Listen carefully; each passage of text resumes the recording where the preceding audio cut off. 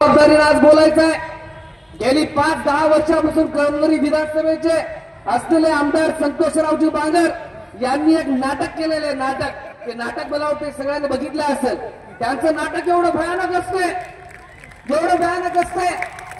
प्रत्येक भाषणात बघतो निळा रुमाल सोन्याच्या अंगठ्या सोन्याच्या साखळ्या आणि प्रत्येक ठिकाणी बाबासाहेबांचं गाणं आता कमी नाही नोटाला आणि सोन्याची बोटाला।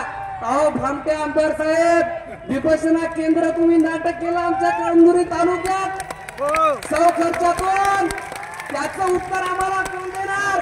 कळमनुरी विधानसभेमध्ये तुम्ही आमचे मागासवर्गीयाचं मतदान ओढण्यासाठी आणि आमचे काही भामटे दलाल दादा प्रमुख म्हणून नारायण भामट्यांनी केला 47 कोटी रुपयाचं उपोषणा केंद्र मी सौ खर्चातून उभं करायला म्हणे आणि हळूच टेबलाच्या खालून शासनाकडून 47 कोटी मंजूर करून घेतले। याचं नाटक वंचित बहुजन आघाडीने हारून पाडलं। जमीन 3 एकर पॉपलेटवर 4 एकर जमीन दिली म्हणून यांचा नारा आणि 7-12 3 एकरची सोबत घेऊन आलो तुम्हाला दाखवण्यासाठी। हे नाटकी आमदार आहे आमच्या कळमनुरी विधानसभेला भेटलाय। हे नाटकी आमदार 1.5 वर्ष झाले सेकंड टर्म यायची 1.5 वर्ष झाले आमदारानं साधी त्या विपश्यना केंद्रामध्ये सुजात भाऊ या भामट्या आमदारानं साधी ईट सुद्धा तिथे लावली नाही आणि आदरणीय भीमराव आंबेडकरांचं नाव तिथे यानं वापरलं। हा आमदार आहे आणि मला इथं खास करून बुद्धिस्ट बांधवांना सांगायचंय जे या संतोष बांगर आमदाराला डोक्यावरती घेतात।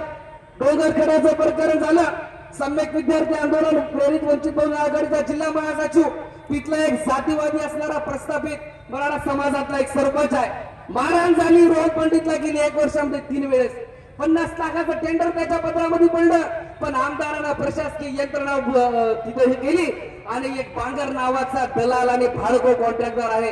रोहन पंडितवर अन्याय झाला आणि त्या आमदारांनी त्या भामट्या कॉन्ट्रॅक्टरच्या पत्रामध्ये 50 लाख दिले। आमच्या हाताला रोजगारच नाही। 50 लाख रुपये बहुर दलिताचे घालले बहुर वस्तीचा विकास केला नाही।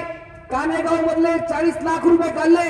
हे आमदाराचं दलित वस्तींना आणि मागासवर्गीयांना मागे पडण्याचं काम आणि दलित वस्त्या ओसंडवण्याचं काम यांनी केलं। 2 महिन्यामध्ये हिंगोली जिल्ह्यातली पहिली कारवाई असेल 2 महिन्यामध्ये 3 ग्रामसेवक वंचित बहुजन खटखट सस्पेंड करून टाकले। ही ताकद आदरणीय बाळासाहेब आंबेडकरांची आहे। ही ताकद वंचित बहुजन आघाडीची आहे। त्यामुळे मी आपला जास्त वेळ घेणार नाही फक्त तुम्हाला एवढंच फक्त सांगतो की कोणत्याही पैशाला कोणत्याही विषयाला बळी पडू नका आणि माझी कार्यकर्त्यांना विनंती आहे आपण म्हणतो खासदार होतील आमदार होतील जिल्हा परिषद सदस्य होतील पंचायत समिती होतील नगरपालिकेचे नगरसेवक होतील परंतु आपल्याला जर अभ्यास नसेल साधा आपल्याला कार्यकर्त्यांच्या घरकुलाचा प्रश्न सोडवता येत नसेल साधा आपल्याला कृषी विभागाचे विभाग असतील तुषार असतील हे जर शेतकऱ्यांना आपल्याला जिल्हा परिषद मिळवून देता येत नसेल तर आपल्या पदाला आणि आपल्या गरिमेला काही किंमत नाही। त्यामुळे आपल्याही ज्ञानामध्ये भर पडावं। सुजात भाऊ मी अत्यंत जबाबदारीने आपल्याला महाराष्ट्रामधला सगळ्यात मोठा प्रश्न सांगतो।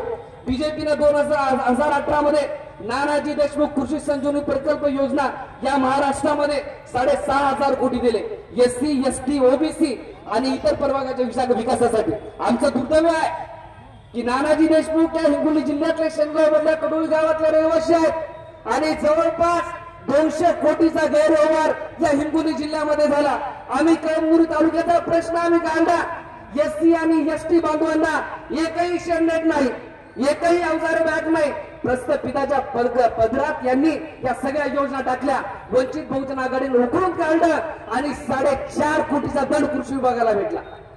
येत्या पुढच्या आठवड्यामध्ये 14 कर्मचारी सस्पेंड होणार आहेत। हे शोषण की बीजेपी सरकार हे सत्तेत असणारे शिंदे सरकार करत आहे आणि ही ताकद जर आपल्याला जर कुणी जाणवली असेल या ताकदीला हडून पाडण्याचं जर कुणी केलं असेल फक्त आणि फक्त आदरणीय बाळासाहेब आंबेडकर आहेत। आणि मी यावेळेस पाडून महाराष्ट्रातल्या सत्तेमध्ये असणाऱ्या सगळे जे म्हणतात युवकाचे आधारस्तंभ युवकाचे राजस्थान मध्ये उद्धव ठाकरेचं पोरगा असेल ते राज ठाकरेचं पोरगा असेल एकनाथ शिंदेचं पोरगा असेल ते चिंगुडवर झाला चिंदेश्वर नारायण राणे असेल अरे जर तुम्हाला ज्ञानाचा जर अभ्यास नसेल